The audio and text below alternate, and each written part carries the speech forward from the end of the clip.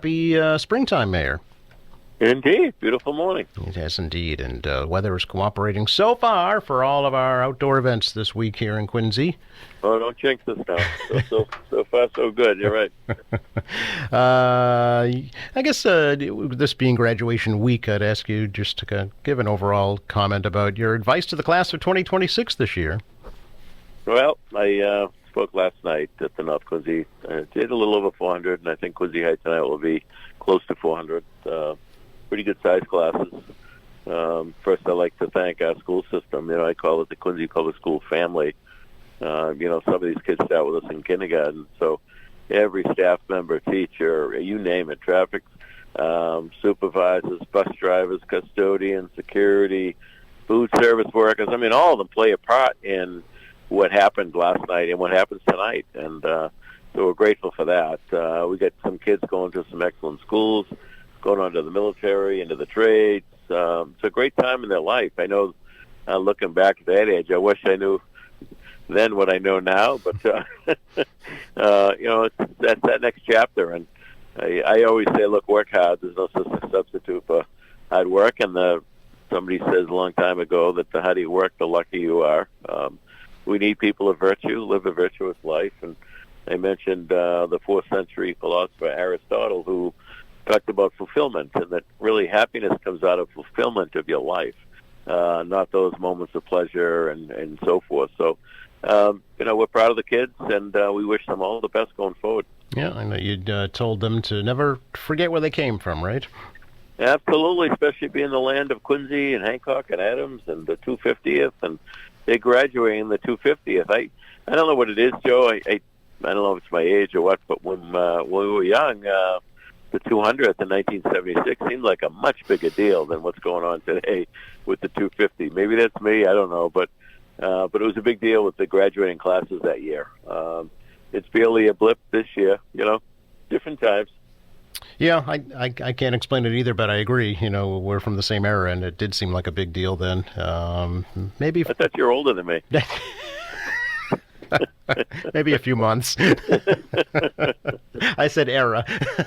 All right, fair enough. And of course, another huge event this coming Saturday, the 75th annual City of Quincy Flag Day Parade and fireworks. Yeah, we're pretty excited. As you know, there's a lot of work that goes into that event. I'm grateful for the committee; they all worked very hard on it. But we got, I think we got 8 or 9 quality bands. We got a number of floats.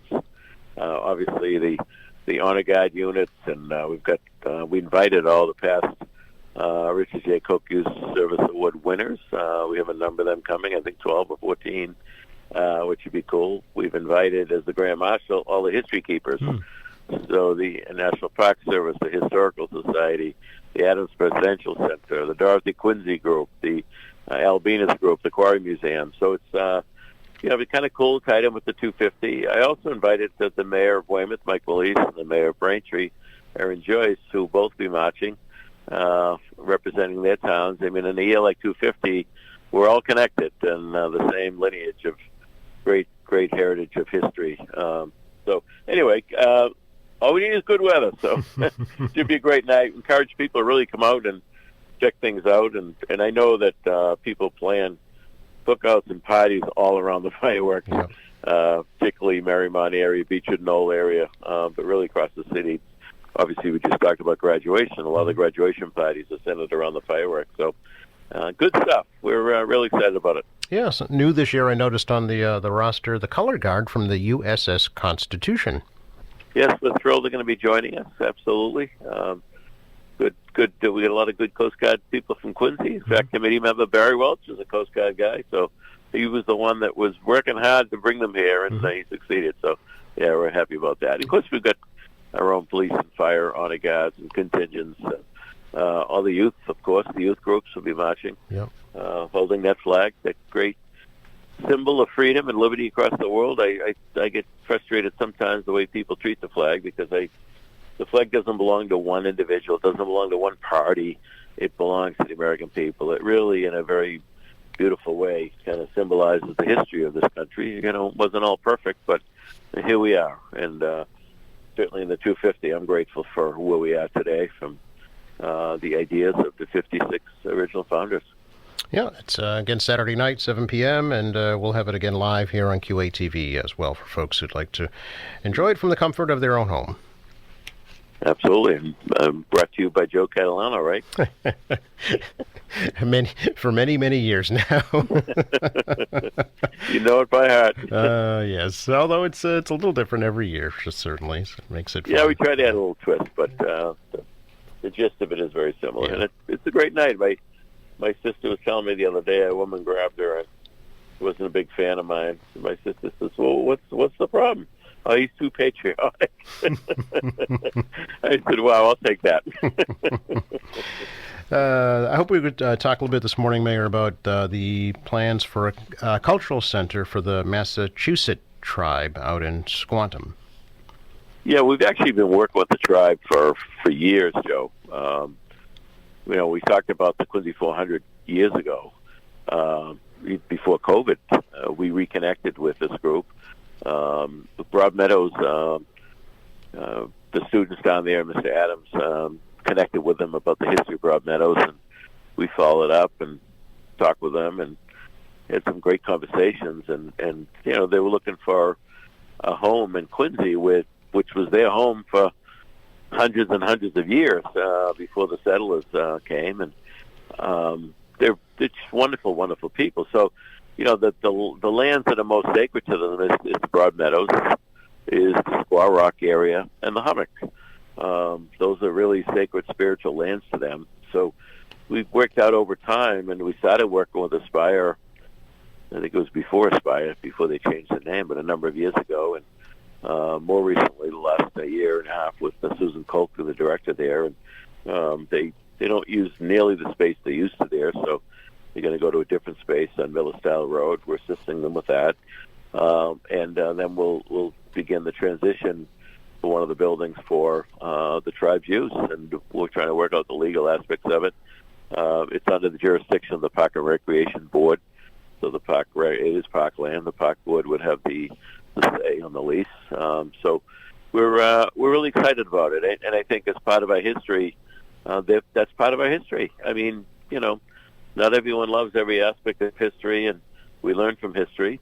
There's an interesting fact that the tribe had told me was that Colonel John Quincy, what Quincy is named for, was the head of the militia in the 1600s in Quincy, and he actually defended the local tribe from the invading tribes because Quincy was such a beautiful farm area. The soil was fertile. There were very abundant crops, and of course the coastline with all the seafood. So they were invaded from time to time from other tribes to try to steal their food, and Colonel John Quincy and his militia defended them. So it's interesting the history you get just from talking to people.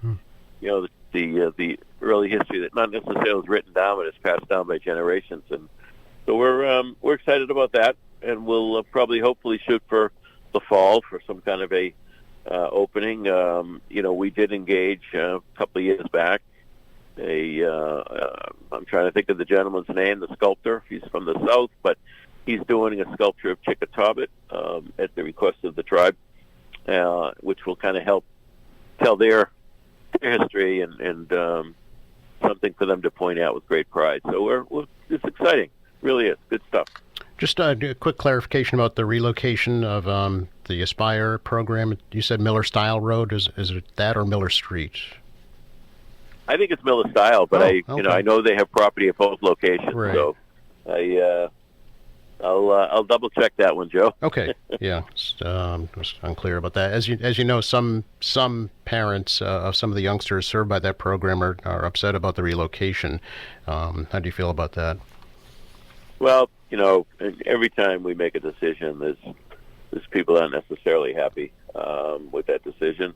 This has been going on for months. There's a lot of notice given by the Aspire folks. They're consolidating. They're changing their programming up as well. So the program is not what it used to be out there, not nearly as robust. Once they went to COVID and they started teaching remotely, it changed the game dramatically. So the numbers aren't what they were at all.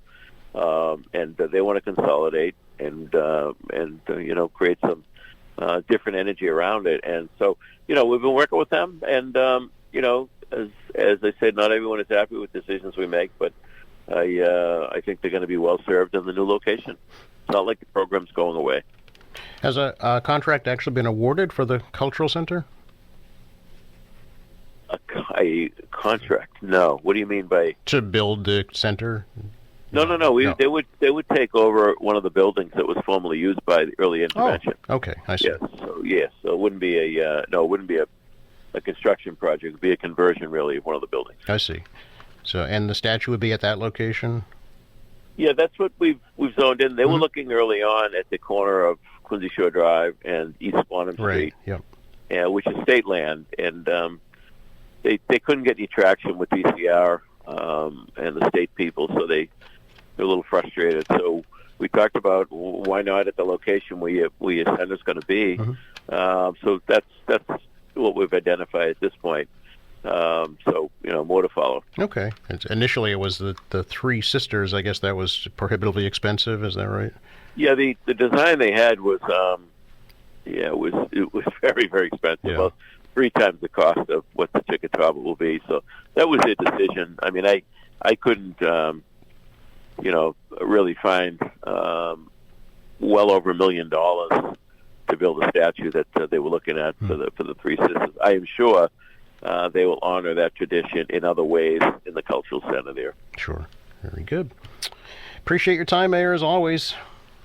Thank you, Joe. Enjoy the beautiful day. Yes, we'll see you at graduations and Flag Day. Sounds good. All right. Take care. Bye now. Yep, bye-bye. It's Mayor Thomas Koch, our weekly City Hall update here on AM Quincy.